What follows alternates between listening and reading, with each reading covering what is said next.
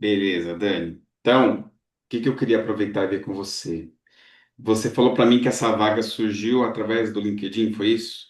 Te acessaram pelo LinkedIn? Como foi? Fala para mim. Então, o Guilherme, né, do RH, ele me mandou mensagem no WhatsApp e eu perguntei para ele depois na entrevista e ele falou que foi através do banco da CPFL mesmo, de currículos. Que um Hum. tempo atrás, até que acho que com um currículo bem passado, assim, eu me inscrevi lá e ficou lá, né? O currículo ficou no banco deles. E ele encontrou através disso. Aí eu mandei a versão atualizada, né? Aí você mandou o teu Mas foi, currículo atualizado para ele. mandei. Entendi. O Guilherme, ele é do RH lá da CPFL? Isso. Entendi. Legal, bacana. Maravilha. E você, ele chegou a pedir para você se inscrever em alguma vaga online, entrar em algum portal? Não pediu nada. Nada? Só marcou, não. Só agendou esse bate-papo inicial, né, com ele e falou que já ia me passar pro gestor. Caramba, interessante, hein? E você não conhece ele, o Guilherme? Não, não, eu falei com ele, né, primeiro. Isso. Mas você não Mas conhecia ele antes. eu tinha ele já no LinkedIn. Hum, Mas excelente. ele falou que não foi por lá. É. Deixa eu dar uma olhada aqui no LinkedIn se tem alguma vaga de PMO publicada. Porque geralmente o que acontece, dependendo das empresas, né? Na IBM pelo menos era assim. Quando, mesmo que fosse uma indicação, teve algumas pessoas que eu indiquei na IBM quando eu trabalhava lá e que começaram a trabalhar, mas era obrigatório entrar no site da IBM e fazer o cadastro em alguma vaga, né? Para poder iniciar formalmente um processo Uhum, seletivo, né? uhum. Então, se eles não pediram nada, talvez essa vaga não esteja nem publicada, tá? Às vezes acontece isso, a vaga não está Então, publicada, né? uhum. Eu procurei pela vaga e eu não encontrei, pelo menos pelo É, nome que ele me falou, né, de analista de projeto. interessante. Muito bom, bom. Estou acessando aqui o site de qualquer forma. Deixa eu ver se eles devem. Bom, a CPFL é uma empresa de grande porte, né? Eu tenho certeza que eles devem usar bem o LinkedIn, né, para poder fazer esse tipo de coisa, né? Ó, tanto é que eles estão com Sim, acredito que 12, sim. eles estão com 12 vagas publicadas agora no site deles. Deixa eu pegar e compartilhar minha tela com você.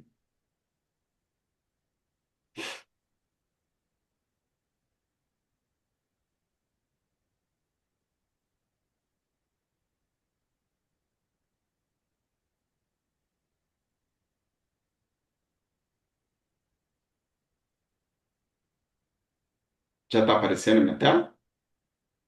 Tá carregando. É, nossa, acho que minha internet está lenta. Uhum.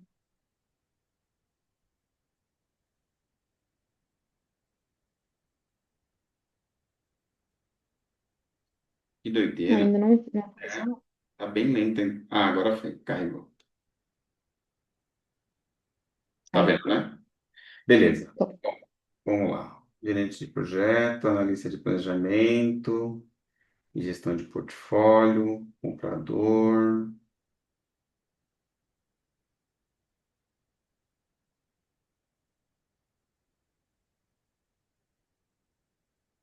É, não tem mesmo não. A única coisa que tem aqui mais próximo da vaga seria esse aqui, ó, analista de planejamento e gestão de portfólio sênior, né?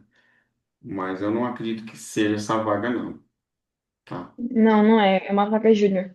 É, eu acredito que seja uma vaga diferente e seja bem mais relacionada a Uhum. gerente de projeto mesmo, tá? Mas beleza. Daniela, é o seguinte, eu já te falei no passado, né? O processo seletivo ele tem algumas fases, né? A fase inicial que é você ter o cadastro do seu currículo e tudo mais, eles fazem uma análise e aí chamam para entrevista. Então, 50% do caminho vai, um pouquinho mais, né? Porque você já fez uma primeira entrevista, né? Você vai fazer entrevista com o gestor agora, que é o Carlos Pedra, né? Eu dei uma olhada no Isso. perfil dele e te mandei, eu fiz uma analisada aí usando o chat GPT para ver mais ou menos o perfil dele, porque ele não é uma pessoa que usa muito o LinkedIn, tá? Você pode ver que não tem nenhuma publicação dele, inclusive. Ele tem o perfil dele criado, até tem mais de 500 conexões, mas não usa muito a rede. E não achei ele Sim. no Facebook, não achei no Instagram, então é uma pessoa que usa de forma mais discreta redes sociais, né? Mas ainda assim eu pedi para o chat GPT ele fazer uma análise do perfil dele com base naquilo que ele tinha lá no LinkedIn e me trouxe algumas sugestões, né? Então aqui acho que o grande ponto é o seguinte, eu falei para você, né? A gente a entrevista ele vai procurar, essa entrevista com você ela vai ser mais técnica, não vai ser genérica, tá? Como foi a primeira com o RH, porque você é com o gestor da área.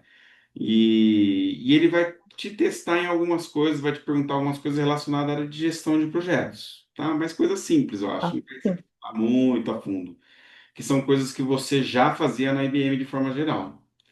Então, coisas que são importantes você fazer para se preparar é conhecer mais sobre a própria CPFL, entendeu? Estudar sobre o que que a empresa faz, os valores, a missão e tudo mais, né? Porque no final do dia Uhum, você vai trabalhar, né?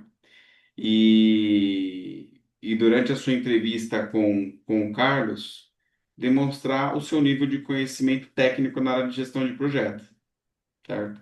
Então, toda entrevista geralmente ela começa da mesma forma, né? Quando são empresas grandes assim. Então, ele deve entrar, ele vai se apresentar para você, falar quem ele é, né?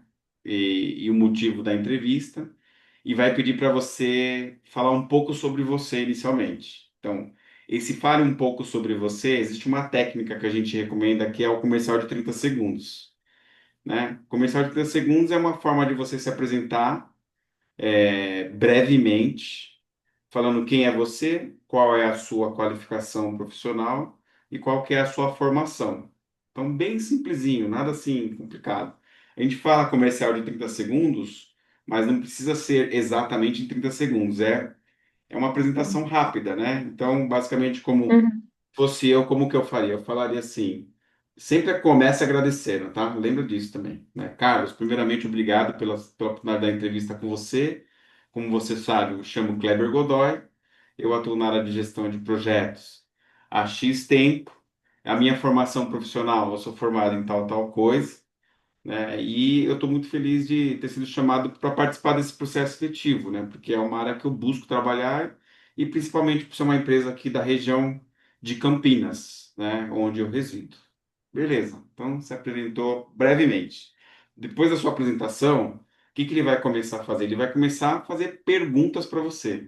E vão ser perguntas. Ele vai fazer algumas perguntas relacionadas aos seus soft skills, né? Que são os teus conhecimentos, a sua forma de agir, que soft skill tem mais a ver com comportamental, né? Para ver como que uhum, você age num ambiente sob pressão, como que você age é, com metas, coisas assim do tipo. E vai perguntar algumas coisas técnicas, né? Talvez eu acho que até o Carlos coloque algumas situações para você, perguntas situacionais do tipo, Daniele, se você tivesse que entregar um projeto até o final do ano, um projeto importante, qual seria a primeira ação que você tomaria?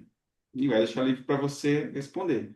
Então, com base nas perguntas que ele fizer, você vai responder da melhor maneira possível.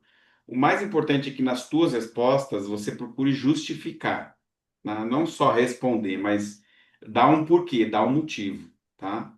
Para aquilo que ele te perguntar e você dominar o assunto, ele te pergunta uma coisa que você sabe que você manja, você vai usar uma outra técnica que se chama declaração de poder. A declaração de poder ela parece um comercial de 30 segundos, mas não é, é algo mais profundo.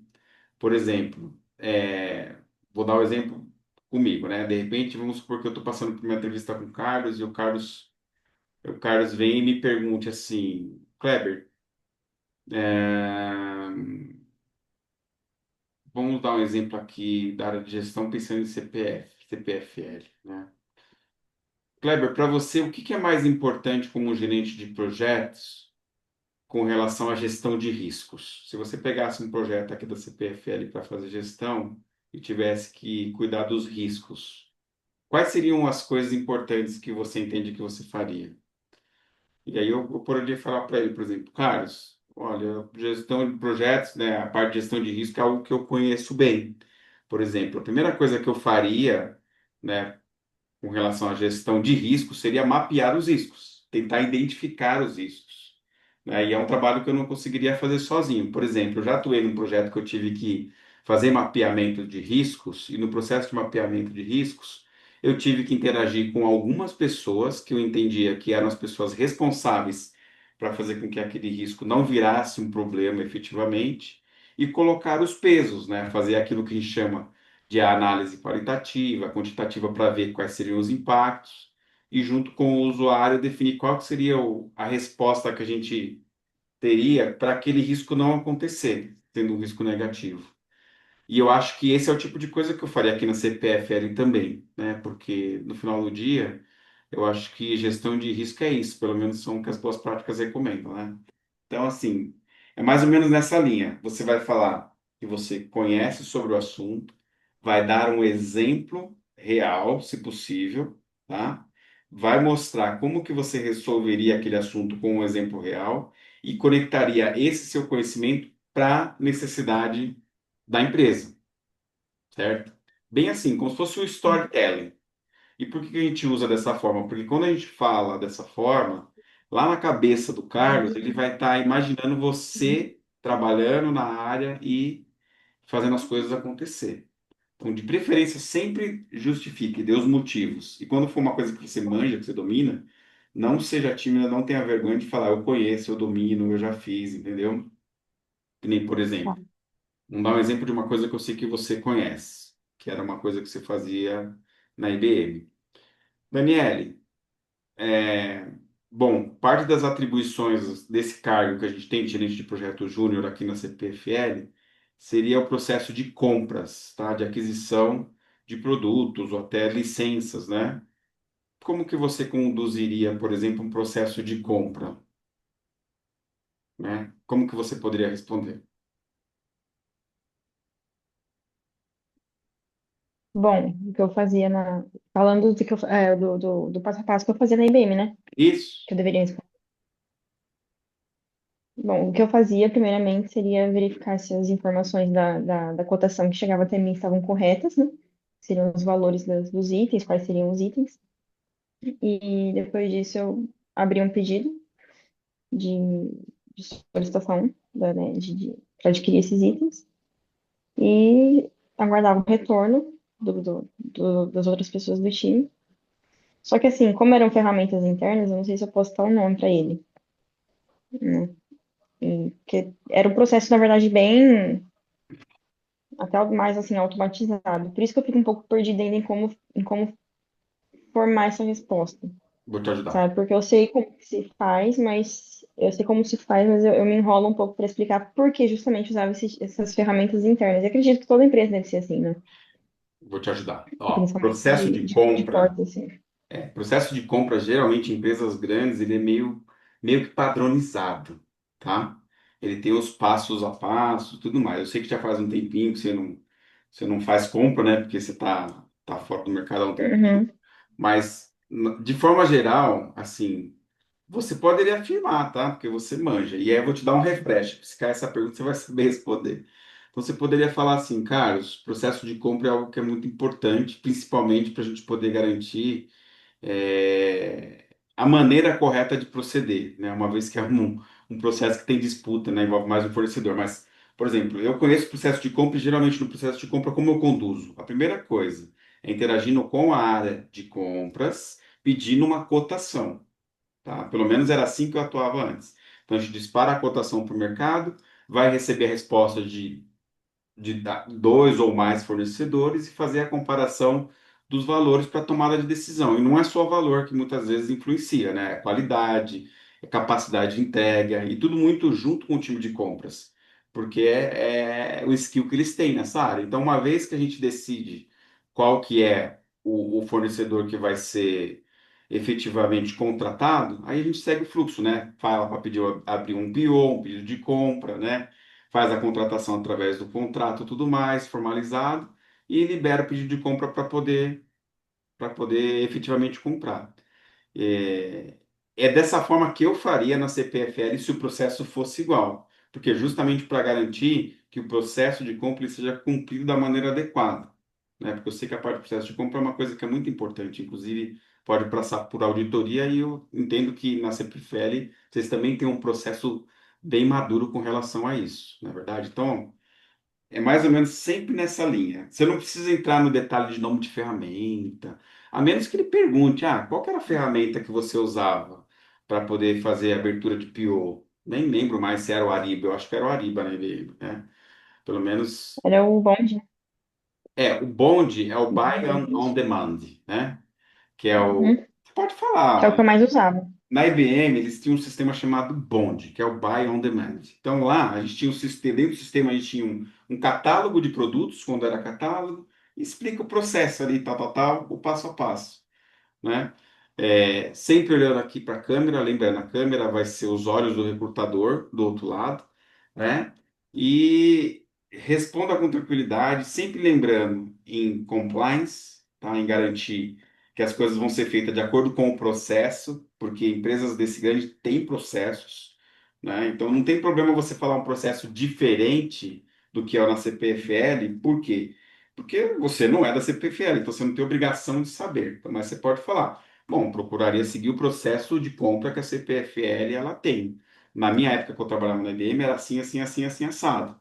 Né? E por quê? Por causa disso, disso, disso. Sempre dando a justificativa, entendeu? Contando a historinha.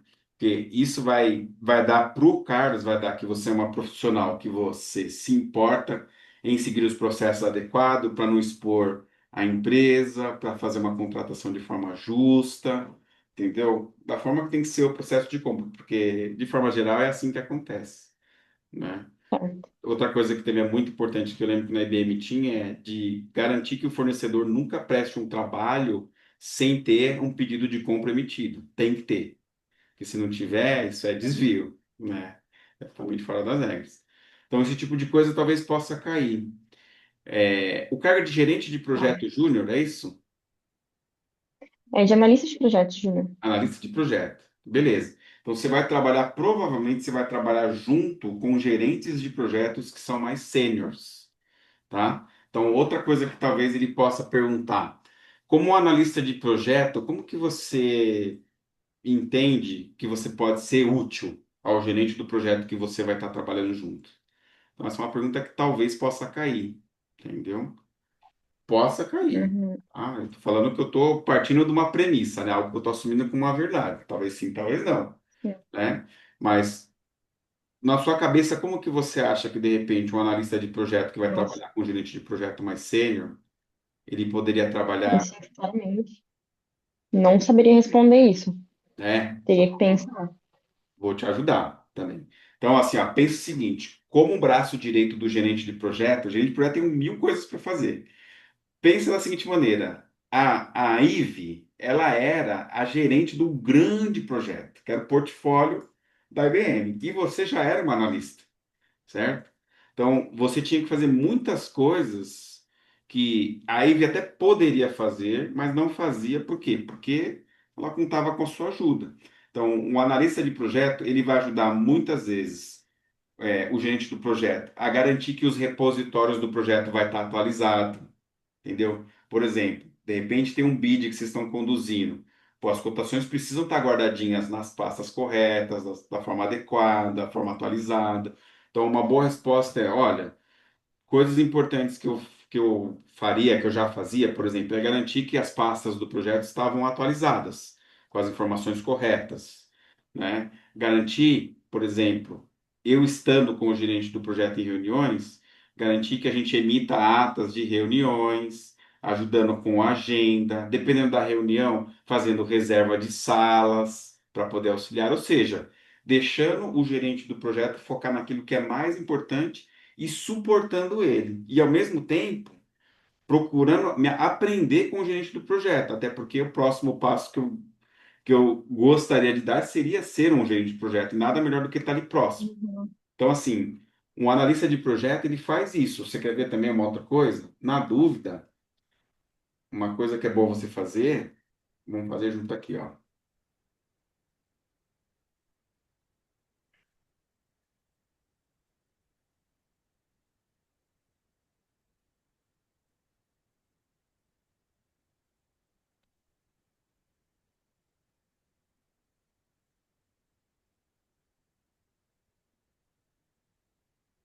Deixa eu só abrir aqui. Foi. Beleza. Você é um analista de projetos da empresa CPFL. Com base neste contexto, quais são as suas atribuições? Vamos ver, ó. Se eu fosse analista de projeto da CPFL, ó, uma grande companhia do setor de energia, as minhas atribuições estariam ligadas principalmente, ó, gestão, acompanhamento e controle dos projetos corporativos, que podem ser de infraestrutura elétrica, tecnologia, inovação e eficiência operacional. Ó, alguns são algumas das responsabilidades. Se tiver baboseira, eu vou te falar, tá? Mas por enquanto tá em linha, ó. Tá. Planejamento e controle de projetos, ó. Vai ajudar elaborando cronogramas, planos de ação, relatórios de acompanhamento, ó, monitorar prazo, custo, escopo e qualidade, garantir alinhamento com as metodologias adotadas pela empresa, porque a empresa ela deve ter uma área de PMO, ó, gestão dos stakeholders, que são as partes interessadas, ou seja, as pessoas envolvidas, né? Então, apoiar os gestores e equipes na definição de prioridades, facilitar a comunicação. Então, ó, tudo que está falando aqui, ó, são coisas que um analista de projeto ele faz, porque é aquilo que o gerente de projeto acaba fazendo também. E analista de projeto da CPFL não pensa que porque é a CPFL que talvez os projetos sejam relacionados com energia. Não deve ser, tá? Uhum. E você, pai, a CPFL vai expandir para tal lugar, precisa de um gerente de projeto. Eu acho que são mais, é mais relacionado a projetos internos da companhia. Quer ver, por exemplo, na empresa que eu trabalho, a gente teve 2 anos atrás, teve a substituição de todos os notebooks dos funcionários. Esse foi um projeto que a gente teve que tocar internamente, né? A gente também teve um projeto recente que foi a substituição do sistema de RH da empresa, aquele sistema que a gente via é o Global View, né? Que a gente via que é o mesmo da IBM, inclusive, a folha de pagamento. Então era um outro projeto. Então podem ser vários projetos de áreas diferentes que vocês vão acabar Sim, suportando, entendeu? certo. Então eu vou te passar depois desse aqui, eu vou compartilhar com você, daí dá uma Tá. estudada bem com relação a isso porque o chat ele foi bem assertivo. Ele sabe o que que é a CPL, tá vendo? CPFL, ó. Era estratégica entre planejamento, execução e governança. Você sabe o que que é governança? Já ouvi falar sobre, mas te explicar, não sei. Ah, governança, ele tem relação como as coisas são estruturadas em termos de hierarquia e de processo, entendeu? Então, por exemplo, ah, qual que seria o processo de governança, por exemplo, na CPFL? Eu vou te dar um exemplo, tá? Não sei se é assim, mas tem um escritório de projetos e tem no escritório de projetos, que é a área de PMO, o processo de governança é, toda vez que tem um projeto novo, a área do escritório de projetos, eles fazem a alocação do PM, processo. Aí o PM ele tem que fazer a reunião inicial de kickoff, ele tem que levantar quem são as pessoas que vão atuar para fazer o plano de comunicação. Então vai ter lá os modelos de plano de gestão de risco, assim por diante. Então a governança é como que as coisas são estruturadas, quer ver, ó? O que significa governança?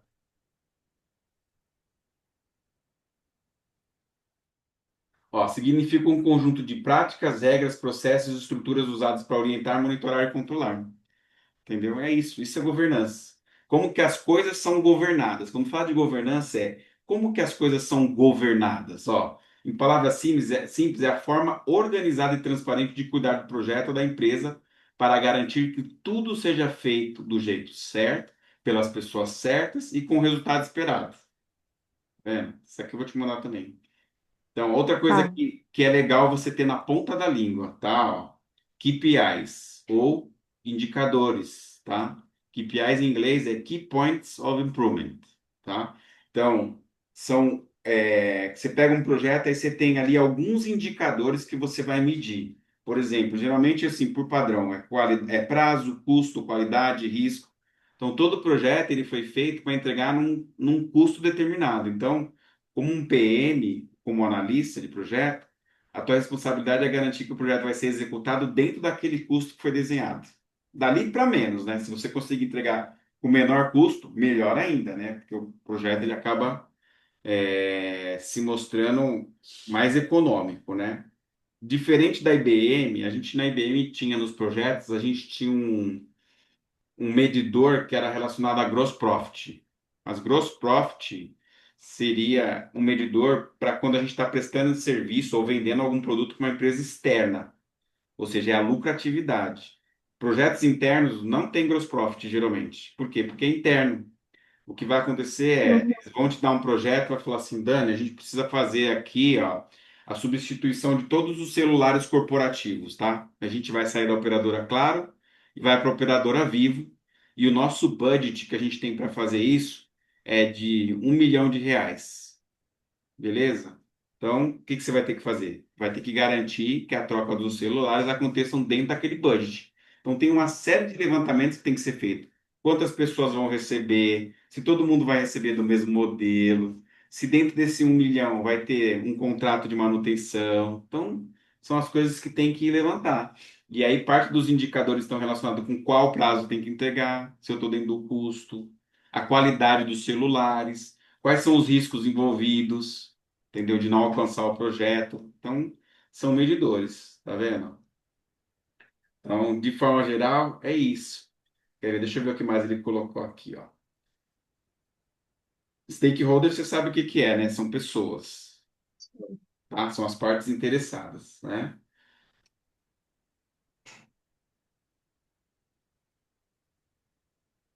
Então, ele vai perguntar algumas coisas que podem ter relação com isso aqui, tá bom? Aquilo que você já fez, que você domina, meu, não tenha vergonha, não tenha timidez de falar, eu conheço, eu domino, eu já fiz, entendeu? Não precisa falar que você já está há algum tempo fora, que você fazia, entendeu? E sempre procura utilizar uma linguagem assim, como se você já estivesse fazendo lá no CPFL, tá bom? Então, uma pergunta que, por exemplo, ele pode Tá. fazer para você.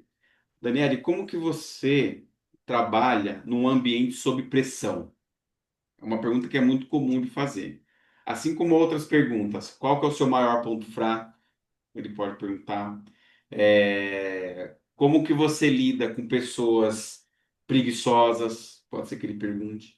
Então, esse é o tipo de pergunta que, de verdade, ele não vai nem querer saber, por exemplo, qual que é o teu ponto fraco, mas ele vai querer analisar como que você age diante daquela situação, certo? Então, para a pergunta, por exemplo, Dani, qual que é o teu maior defeito? Talvez ele pergunte. Então, tem uma boa resposta elaborada para isso, né? E uma boa resposta, ela envolve um problema que é um defeito que é comum, quase todo mundo tem, certo? Mas mais do que você falar qual que é o defeito ou o desafio que você sente que você tem, peraí, que você sente que você tem, é como que você vai responder. Então, por exemplo, eu gosto de usar essa resposta, tá? Porque eu acho que ela se enquadra bem. Então, se você fosse a entrevistadora, eu poderia falar para você, Daniele, um dos desafios que eu acho que eu ainda tenho é, por exemplo, ser um pouco ansioso. Por exemplo, se eu tiver que entregar para você, se eu tiver que participar de uma reunião na sexta-feira, ou melhor, na segunda-feira da semana que vem, uma reunião importante com você, provavelmente no fim de semana eu vou pensar nessa reunião, vou ficar preocupado, certo? Porque eu quero conduzir a reunião de uma forma adequada. Então, para reduzir o meu nível de ansiedade com relação a isso, o que que eu faço?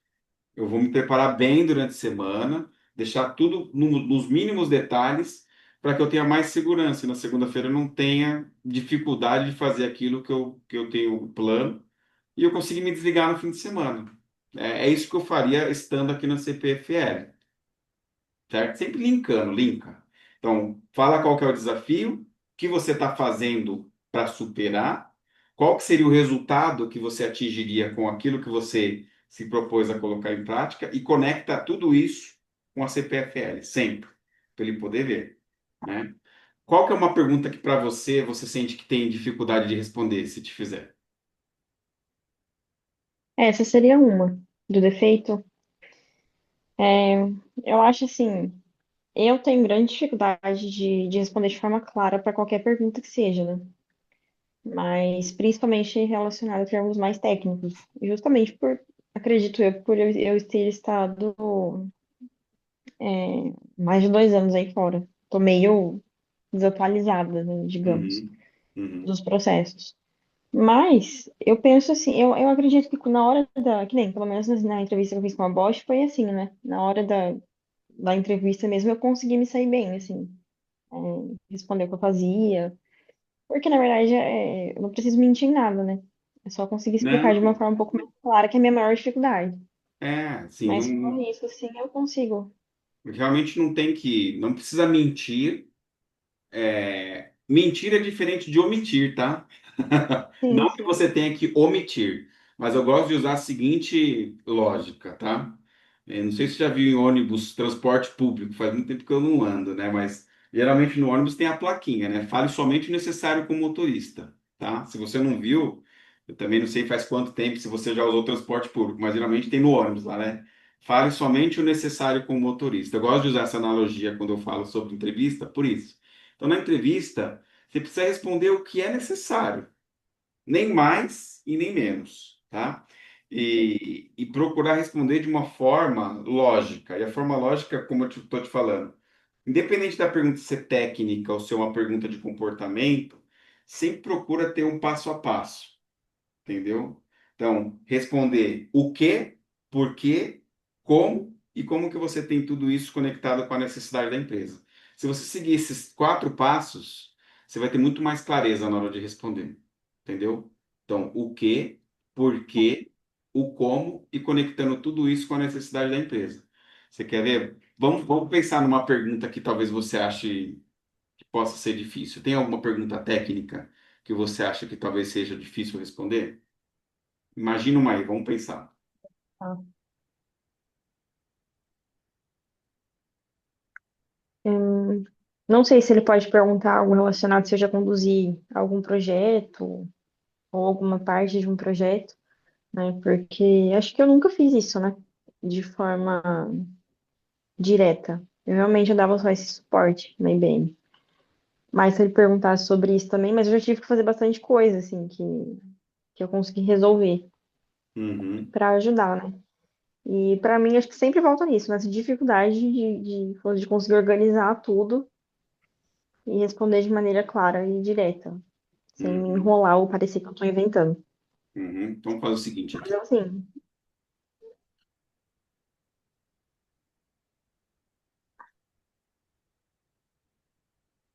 Um pouquinho. Ó, se você fosse o gestor da área de gestão de projetos da CPFL e estivesse entrevistando um candidato para a vaga de analista de projetos júnior, quais perguntas e por que você faria? Vamos ver. Ó, conhecimentos técnicos, tá? Que talvez possa cair ou não, tá? Ó, você já trabalhou com alguma metodologia de gestão de projetos, como o PMBOK, Scrum ou Kanban? Você pode dar um exemplo? Então, pode ser que caia essa pergunta, tá? No seu caso, você já trabalhou? então, é aquilo que eu te falei da outra vez, né? Não com esse título direto, né? Pelo que eu vi do Scrum, eu já meio que atuava, né? Sim, Como um Scrum na IBM, mas de forma direta, não. sim, você trabalhava de forma direta, tá? É que você trabalhava como uma pecinha do quebra-cabeça. Tá? Você podia não fazer o processo como um todo, mas você trabalhava. Quer ver? Por exemplo, ó, você poderia aqui falar certamente, ó, PMBOK era tudo que a gente fazia, Dani. Processo de compra, o processo de compra que a gente segue na IBM é o que o PMBOK fala de fazer cotação com fornecedores. Por exemplo, a parte de financeiro, gestão financeira, você também fazia. Você também ajudava a controlar cronograma. Então, você pode falar e pode dar um exemplo. Quer ver um exemplo? Você não fazia só compra, mas, por exemplo, dentro do portfólio você fazia a gestão do time dos projetos envolvidos. Então, você pode dar um exemplo. Olha, um dos exemplos que eu tenho aqui, que a gente trabalhava muito seguindo a metodologia do PMBOK, né? PMBOK é Project Management Body of Knowledge, ok? Que é o livro, né? A Bíblia do PMBOK, da gestão de projeto tradicional. Então, nós tínhamos reuniões recorrentes com o time do projeto, fazia acompanhamento para saber como que estavam os faturamentos dos projetos. Eu também ajudava a consolidar os resultados dos projetos para que a gente pudesse reportar para o time global, a parte financeira principalmente. Então, tudo isso você fazia. E tudo isso aqui é PMBOK, tá? Uhum. Então, assim, Tá. você fazia. É que talvez você não saiba o nome, porque naquela época você não tirou a certificação e tudo mais. Para mim é muito mais fácil falar e para ele Uhum. também. Sim. Mas você fazia, tá? Outra pergunta, ó. Como você organizaria o acompanhamento de prazos e entregas de um projeto? Tá? Então, existem várias maneiras de organizar. Então, qual que é a ferramenta mais comum para poder organizar esse tipo de coisa? A mais comum, eu não sei, que eu usava seria o Excel.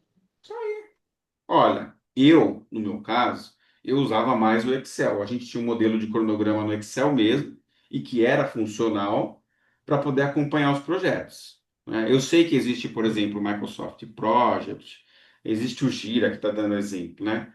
Mas o que eu usava mais é isso. Não cheguei a ter um aprendizado nessas outras ferramentas, mas eu desejo muito aprender. Eu gosto.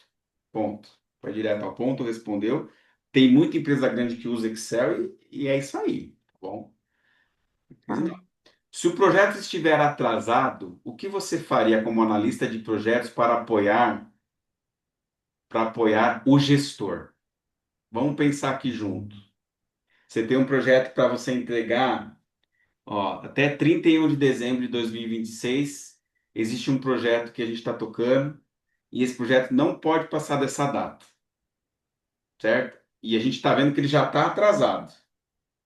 Quais são algumas das ações que você acha que a gente poderia fazer para botar o projeto nos eixos de novo? Bom, o que eu acho que já aconteceu comigo também. Sim.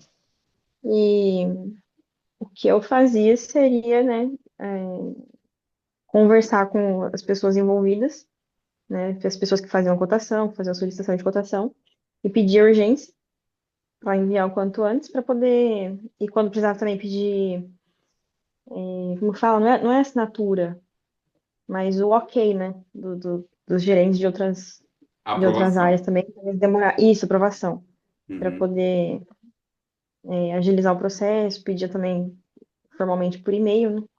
uhum, Mas era mais isso mesmo, tentava agilizar nessa parte. uhum. Agora eu vou te fazer uma pergunta de coach. Será que estas ações seriam as ações que realmente ajudariam o projeto a voltar nos eixos? Para a gente poder saber efetivamente qual ação eu deveria tomar, o que eu precisaria primeiro identificar para saber o porquê o projeto está atrasado? Qual é a resposta?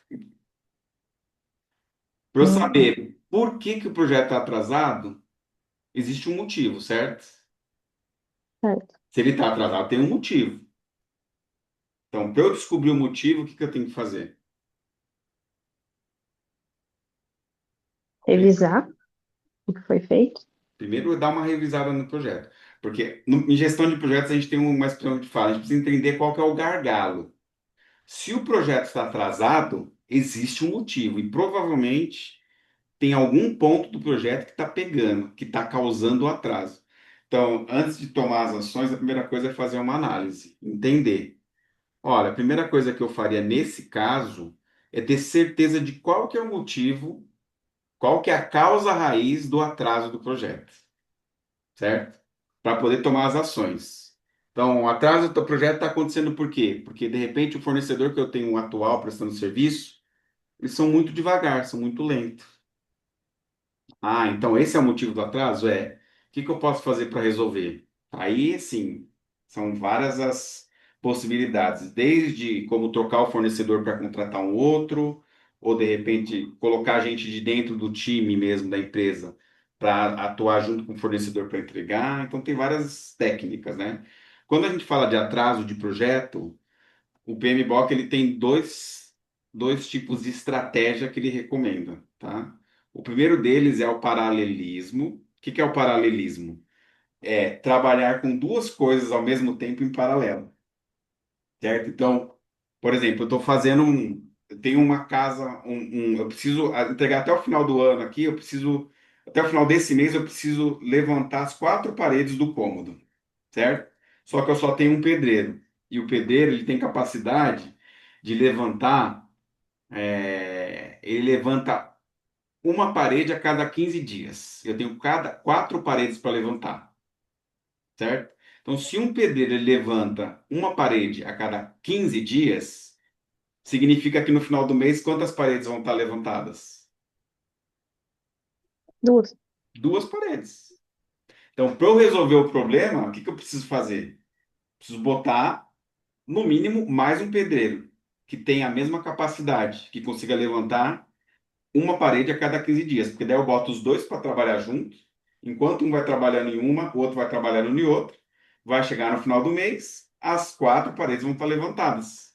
Então eu paralelizei o trabalho, eu peguei os dois e coloquei para trabalhar junto, tá? Então isso é uma estratégia, trabalhar de forma paralela, a gente chama de paralelismo, tá?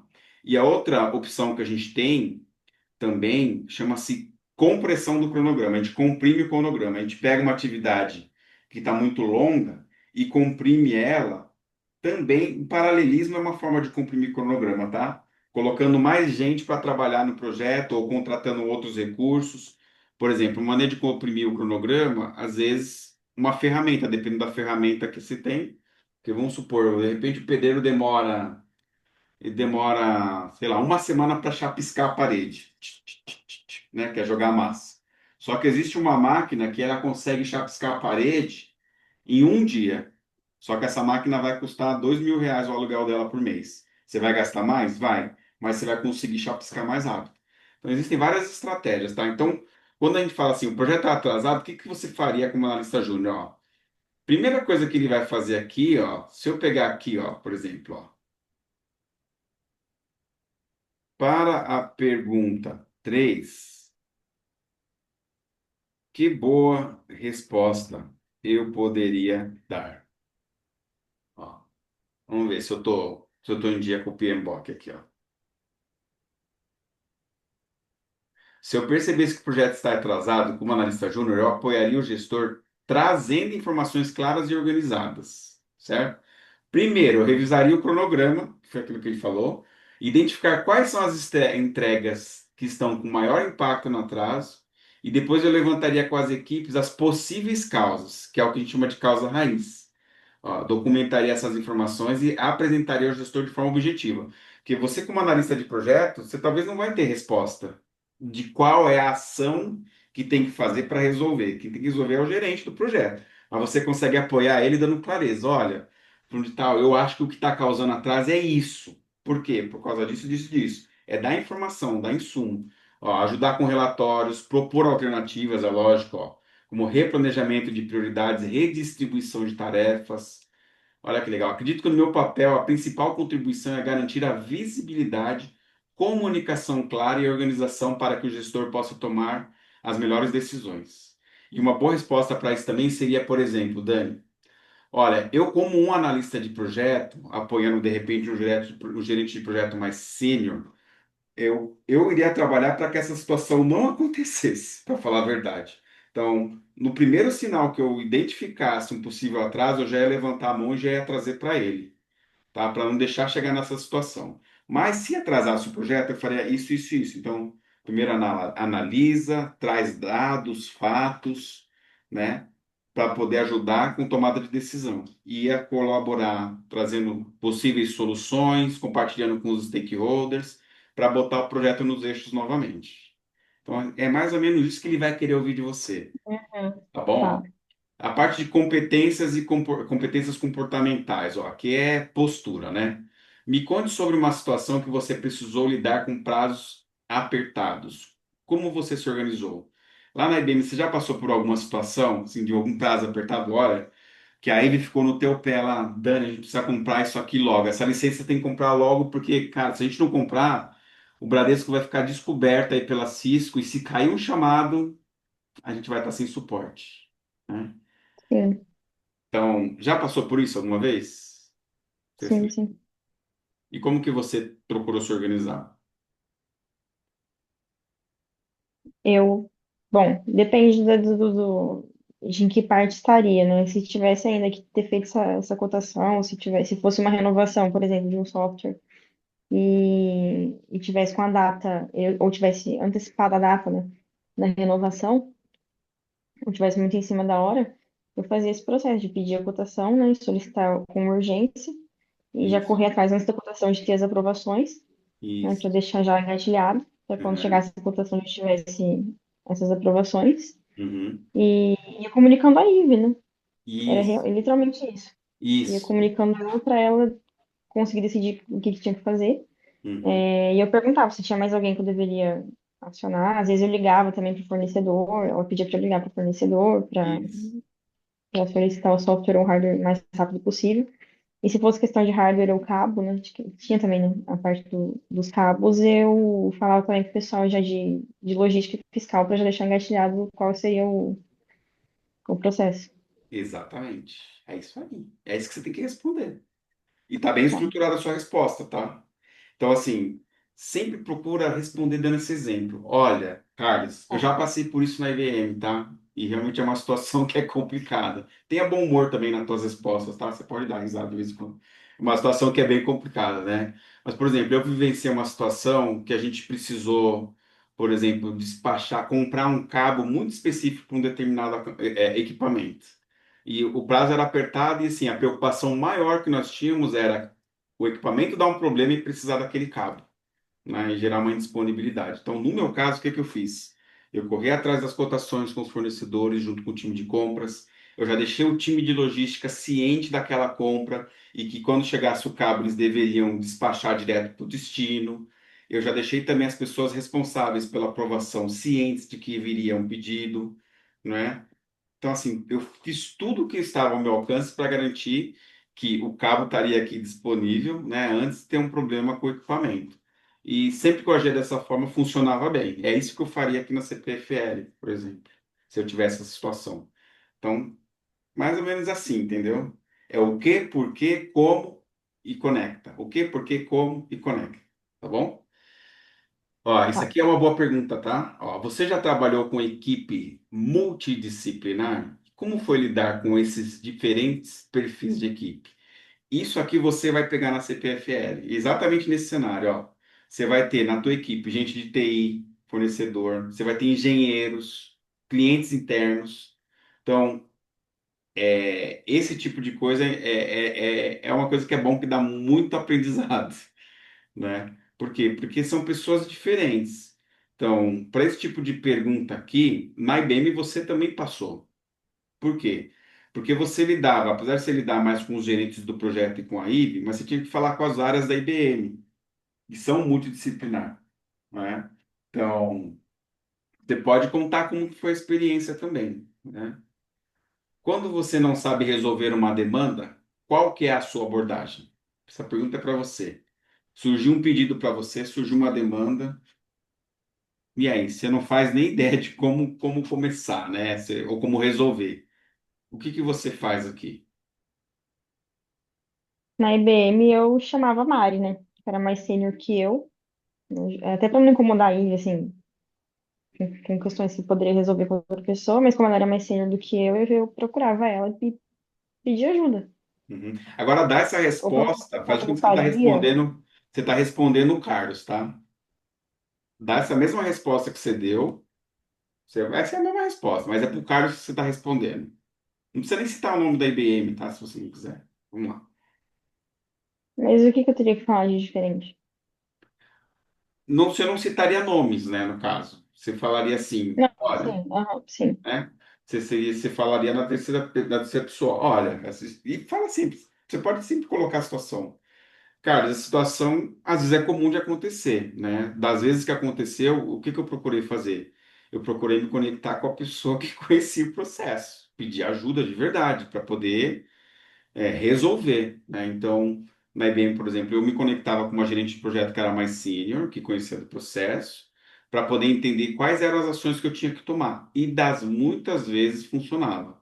Se eu não conseguisse resolver com ela, aí eu recorria numa instância um pouco mais elevada, né? O gerente da área, ou um especialista. Mas de forma geral é isso. E o bom disso, no final do dia, é que a gente aprende, né? Porque tudo serve como aprendizado, lições aprendidas. Então, sempre, né, conectando. Tá bom? Uhum. Ó, entendimento do setor e negócio. Ó. Essa pergunta é bom você estudar sobre a CPFL por isso, né? Ó. O que você sabe sobre a CPFL e como acredita que a área de projetos contribui para a empresa? Então, isso aqui, ó, é importante você estudar porque eu acho que essa pergunta ela vai cair, tá bom? Ó. E esta pergunta.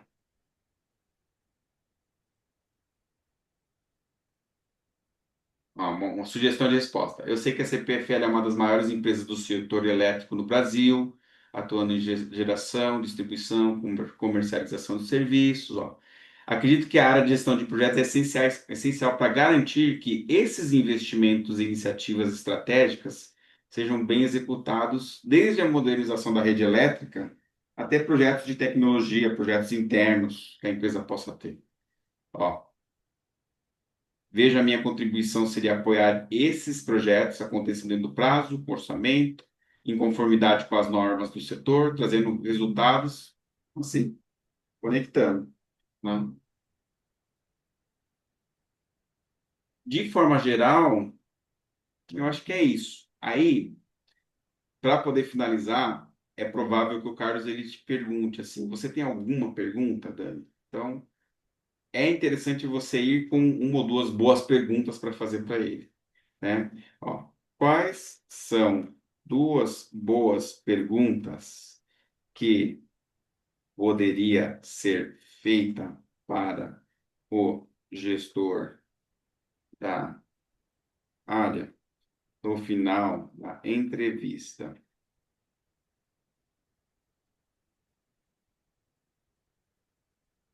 Perguntas inteligentes, ó. Primeira, ô Carlos, eu queria saber quais são os principais desafios que a área de projetos da CPFL está passando hoje, né? E como eu, por exemplo, como analista de projeto, eu poderia ajudar você a superar? Aí dessa pergunta, talvez ele responda e volte com uma outra pergunta para você, né? Talvez ele fale assim, ó, Daniele, ele não vai te chamar de Dani, tá? Daniele, eu acho que o principal desafio que a gente tem na hora de projetos hoje é justamente inovação. A gente precisa inovar aqui no time. Se eu te contratar, o que que você faria aqui como iniciativa com essa parte de inovação? Então, eu acho que ele faria isso, tá? Eu faria isso se eu fosse ele, né? Então, você poderia dizer, poxa, interessante, entendi aí qual que é o desafio. Carlos, eu acho que o que eu conseguiria contribuir é justamente com trazendo aí novas abordagens de gestão de projeto. É algo que eu também estou estudando, como, por exemplo, gestão de projeto com Scrum.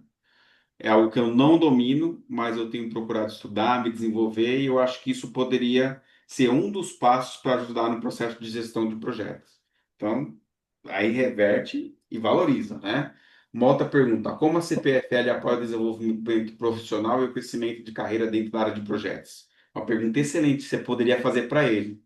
Cara, eu estudei um pouco aqui sobre a CPFL no site e tudo mais, é uma empresa madura, bem estruturada, e eu vi que vocês têm aí um trabalho legal com desenvolvimento de carreira. Eu queria saber um pouquinho mais, né? Como que a CPFL, quais são os programas que a CPFL, por exemplo, ela desenvolve com os profissionais para poder fazer eles crescer na carreira.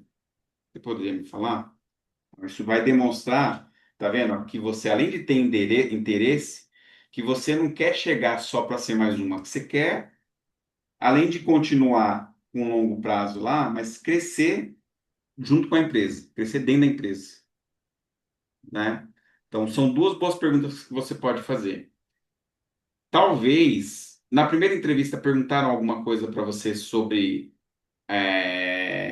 área de diversidade, de PCD, alguma coisa assim do tipo? com RH? Não, ele não me perguntou diretamente, né? Mas eu acabei mencionando. Tá bom. Porque quando eu perguntei, né, se era um trabalho 100% presencial ou se existia a possibilidade de ser híbrido ou home office, eu mencionei, né, que eu fico entre Campinas e Sorocaba por conta do meu namoro. E eu não lembro, ele tinha feito uma pergunta que eu não lembro exatamente qual foi. Sinceramente, eu não lembro, mas que eu respondi dizendo que eu tinha essa visão um pouco diferente por conta do que eu tenho TEA, né, que é transtorno do espectro autista, mas também mencionei que eu não preciso de nenhuma adaptação devido a isso. Uhum. E, e acho que aí acabou encaixando, né, esses dois pontos da Entendi. diversidade, porque eu também senti que eu poderia falar disso porque ele estava com um banner atrás dele e tinha alguns pontos ali da CPFL, e dentre eles estava a bandeira da diversidade, de orientação sexual e também de deficiências. Entendi. Legal, bacana. Se te perguntar alguma coisa sobre isso, que provavelmente assim, o RH fez a primeira entrevista e fez um filtro, né? Então, você é uma das pessoas que está aí para poder fazer entrevista com o gestor. De repente é a última, né? É a decisora. Então, provavelmente o Carlos ele tem o histórico de como faz entrevistas, de quem é a Daniele e tudo mais, tá? Então, não tem problema você falar com relação, né, a parte da diversidade, o fato de ter o espectro de autismo, né?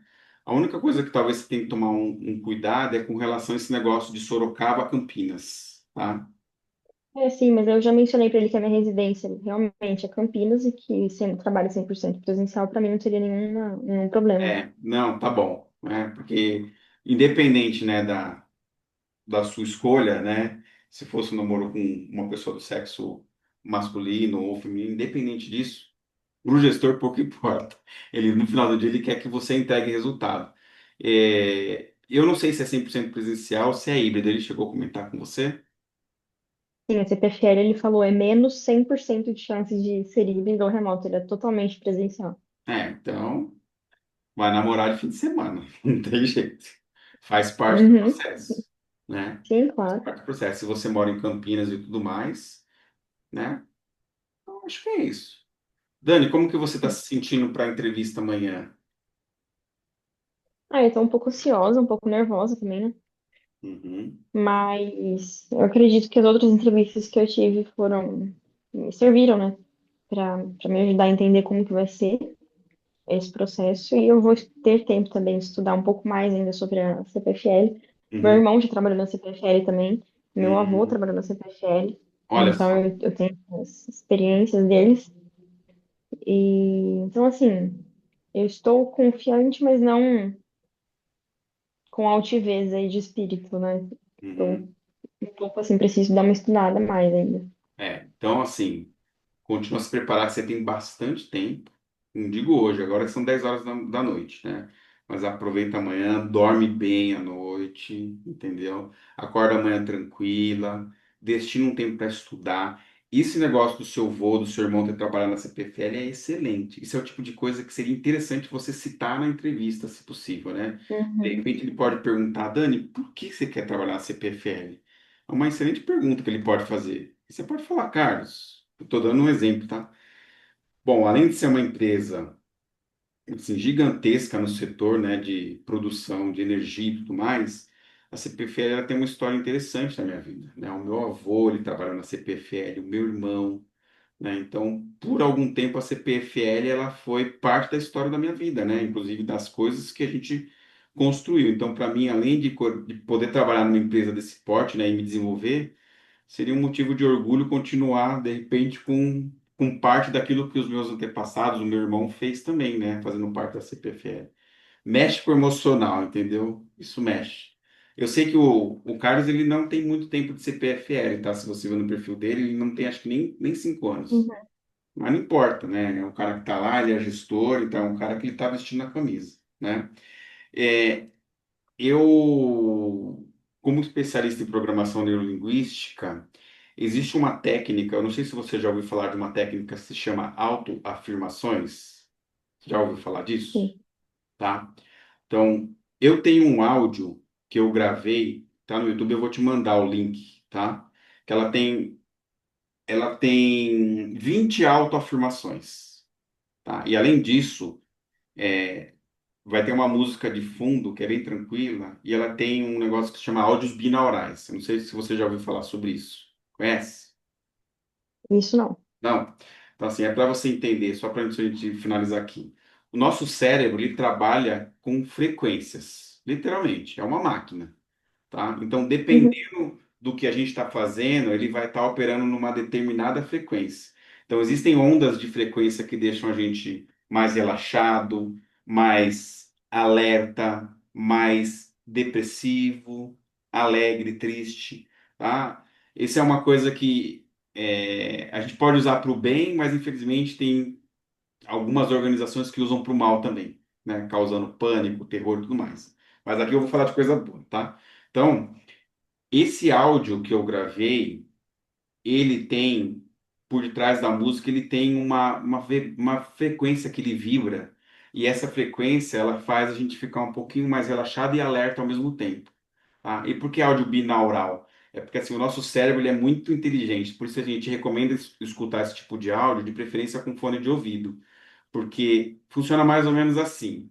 Num ouvido vai ter uma frequência, por exemplo, de 100 Hz vibrando, tá? E no outro ouvido, uhum, ele vai ter uma frequência, por exemplo, de 50 Hz vibrando. O que que o cérebro vai fazer? Ele entende que existe uma diferença. E o cérebro ele vai procurar balancear e chegar no meio termo. Esse meio termo é uma frequência que é a frequência que a gente busca atingir para poder estar mais em alerta. Então, esse áudio que eu tenho, ele tem aí mais ou menos uns 7, 8 minutinhos, tá? E ele é bem tá. tranquilinho. Eu até recomendo você, tem o meu que eu gravei, mas assim, tem outros mais que você pode usar. Vou mandar dois para você, tá? Acho que é interessante. Tem um que é uma técnica de auto-hipnose que se chama Encontro com Conselheiros.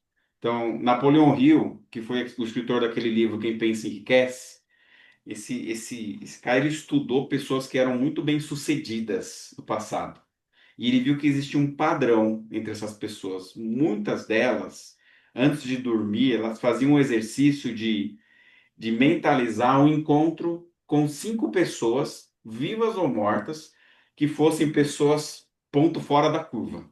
Sabe? Tipo Albert Einstein, Tesla, Sócrates e assim por diante.